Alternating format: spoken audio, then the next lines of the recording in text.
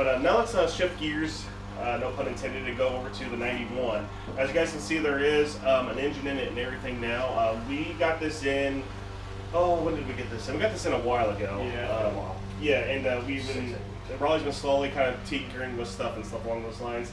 Our buddy Jeremy hooked this up, and he had this this full complete motor for the most part, but it sat for quite a while, and it had a lot of carbon buildup. The engine was not wanting to spin over, and then after it broke loose and everything, it spun good. The oil in it was perfect. Didn't have any water in the oil. Yep. So I mean, it was a really good engine. Of course, taking everything apart was actually pretty good, pretty simple. Yeah, Jeremy had said he thought it was running 80,000, you know, give or take 80,000 mile motor. I think he said it came from an 88 convertible. I think so, yeah.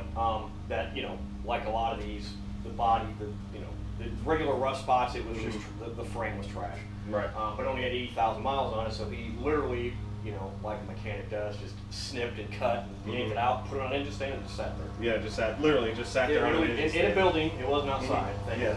Yep. And for the most part, it was sealed up too. Still had the headers there. Right. I mean, we've had to work out a few little things here and there. It does run. It does actually start and run and hold idle and everything. But when we put it back together, we left the transmission, we left the mid pipe. We literally just slid the motor in between everything and bolted up as best we could. Well, it turns out that the exhaust has actually got a leak, especially on the driver's side, and it's actually not mating up that well at all. So we're going to work on that a little bit today and everything. But this car is really close to being for sale. We've got brand new hoses in the front. It's got a new water pump in it.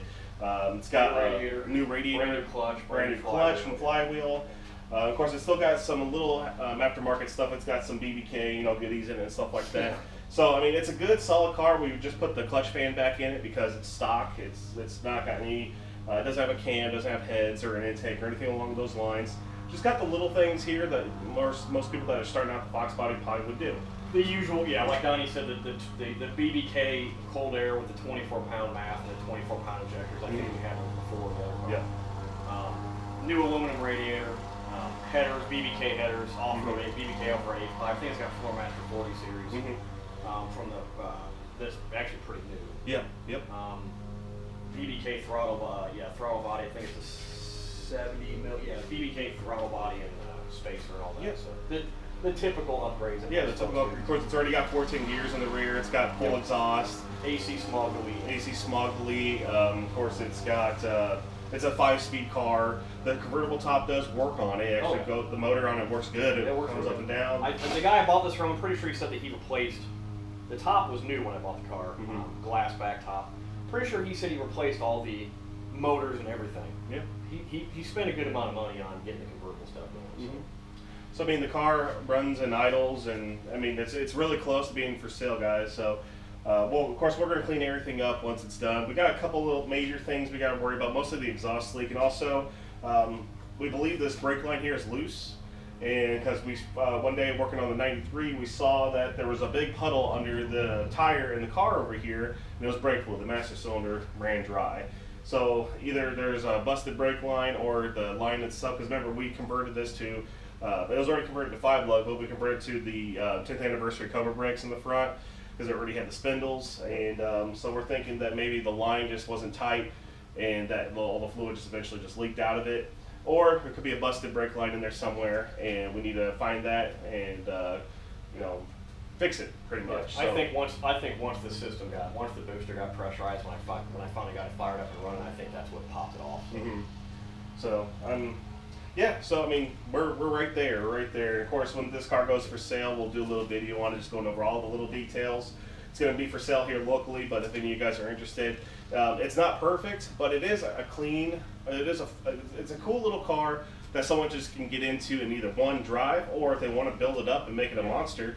It's a good candidate for it. The price that we've been talking about here, well, I was not going to ask for the moon. No. He was not going to shoot the moon for price. No, it's not going to Barrett Jackson or anything. Yeah, it's going to be priced to move. So yeah. It'll be a great little car that someone can just hop in and just cruise down. You know, I mean, it is a convertible.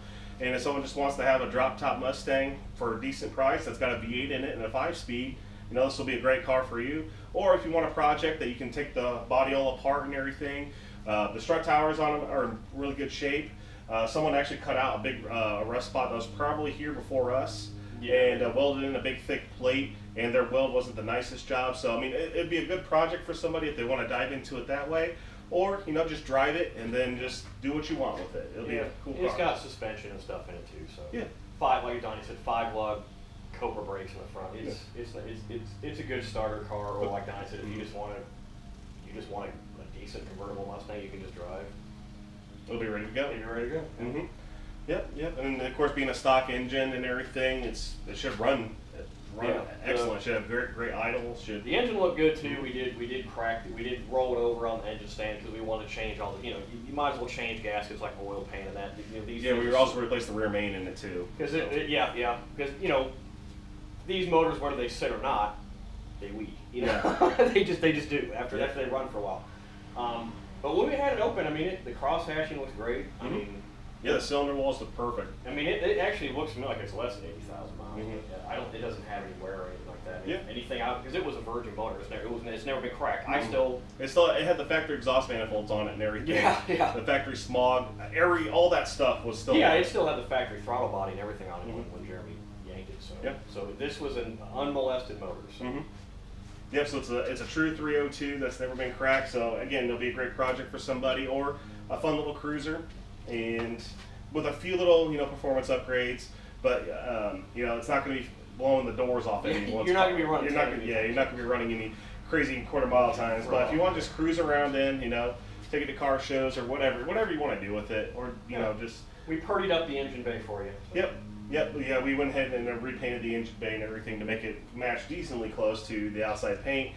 Because before, it was just dirty. It was greasy, really greasy. Yeah. It looks good. Yeah, but I mean, it's a good looking car overall. I mean, it's a red. I mean, the paint job on it's not too old, but of course it's got scratches and little things here and there. It's a decent little car you can just hop into. Well, like you said, it's not perfect, but believe you me, I'm not gonna be asking perfect prices. Not even. It's probably I'm probably asking to price it a little under what market value is, just because I want it out of here. That's right. Yeah.